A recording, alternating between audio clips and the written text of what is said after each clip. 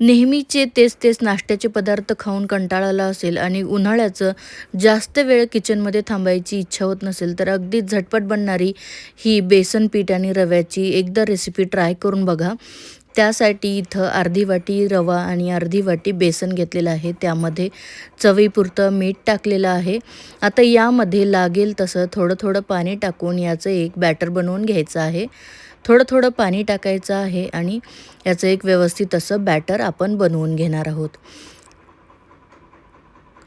गुठळ्या होऊ नये म्हणून छान थोडं पाणी टाकायचं आणि छान मिक्स करत राहायचं, जेणेकरून बेसन पिठाच्या गुठळ्या बिलकुल होणार नाहीत. तर इथं तुम्ही बघू शकताय अशा प्रकारे मी इथं पाणी टाकलेलं आहे. बऱ्यापैकी मिश्रण जे आहे ते पातळ केलं आहे, गुठळ्या बिलकुल राहिल्या नाहीत. आता यावर झाकण ठेवून एक 10 ते 15 मिनटं साईडला ठेवून देऊया. 10 ते 15 मिनटं मी हे मिश्रण साईडला ठेवलं होतं आणि तुम्ही बघू शकता रव्याने छान असं पाणी शोषून घेतलं आहे आणि मस्त असं बॅटर थोडंसं घट्ट झालं आहे. आता इकडं काही भाज्या मी कापून घेतल्या. त्यामध्ये हिरवी मिरची आहे, गाजर किसून घेतलं आहे, कोथिंबीर आहे, कांदा आहे आणि टोमॅटो आहे.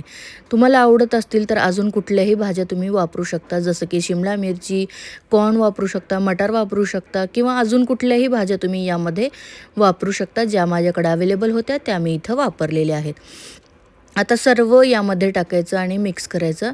तुमचे मुलं खूपच लहान असतील तर तुम्ही हिरवी मिरची इथं स्किप करू शकता. मिश्रण थोडंसं घट्ट वाटत होतं म्हणून मी इथं थोडंसं पाणी ॲडजस्ट करणार आहे. लागेल तसं पाणी आपल्याला यामध्ये आता यामध्ये आपण ना सोडा टाकायचा आहे, ना दही टाकायचं आहे, ना इनो टाकायचं आहे, काहीच नाही.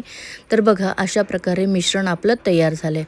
आता यामध्ये थोडंसं चवीपुरतं मी चिली फ्लेक्ससुद्धा टाकते, कारण माझी मुलगी मोठी आहे, ती तिखट बऱ्यापैकी खाते, त्यामुळे मी इथं वापरलं आहे. मी तुम्हाला म्हणल्याप्रमाणे जर तुमची मुलं लहान असतील तर मिरचीचं प्रमाण तुम्ही तुमच्या आवडीनुसार कमी जास्त करू शकता.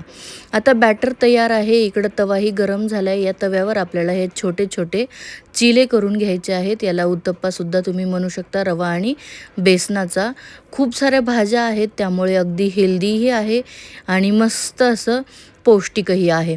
झटपट बनणारी ही रेसिपी आहे. नेहमीचे तेच नाश्त्याचे पदार्थ खाऊन कंटाळा आला असेल तर एक वेळेस अशा प्रकारे बनवून बघा. आता मिश्रण जे आहे ते छान पसरवून घेतलं. त्यानंतर झाकण ठेवायचं. झाकण ठेवून 2 मिनटं वाफवून घ्यायचं. थोडंसं सुकल्यानंतर आपण याला पलटून घेणार आहोत. तर बघा इथं 2 मिनटानंतर मी पलटून घेतलं आहे. रंग खूप सुंदर आला आहे. दोन्ही साईडनी मस्त असं भाजून घेतलं आहे. आपला चिला इथं तयार आहे. आता सेम पद्धतीने मुलांना कसं आवडेल त्या पद्धतीने आपण एक बनवणार आहोत.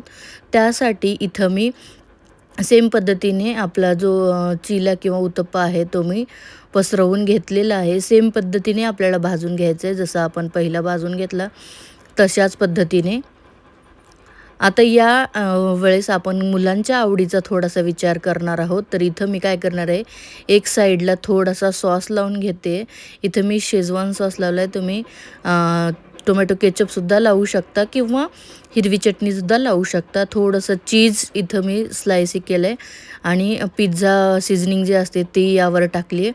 मस्त असं फोल्ड करून घ्यायचं. गरम असल्यामुळे चीज जे आहे ते मस्तपैकी मेल्ट होतं आणि मुलं अगदी आवडीने खातील हा नाश्ता. मुलांच्या आवडीचा विचार करूनच आपण हा बनवू शकतो. तर इथं तुम्ही बघू शकताय चीज किती छान मेल्ट झालेला आहे. मुलांच्या टिफिनला तुम्ही अगदी झटपट ही रेसिपी बनवून देऊ शकता. चीजमुळे मुलं अगदी आवडीने खातात आणि मोठेसुद्धा अगदी आवडीने खातील. नक्कीच ट्राय करा. कोणत्याही चटणीसोबत तुम्ही हा जो नाश्ता आहे तो ट्राय करू शकता. मी इथं ग्रीन चटणीसोबत केलेला आहे. ग्रीन चटणीचा व्हिडिओ ऑलरेडी शेअर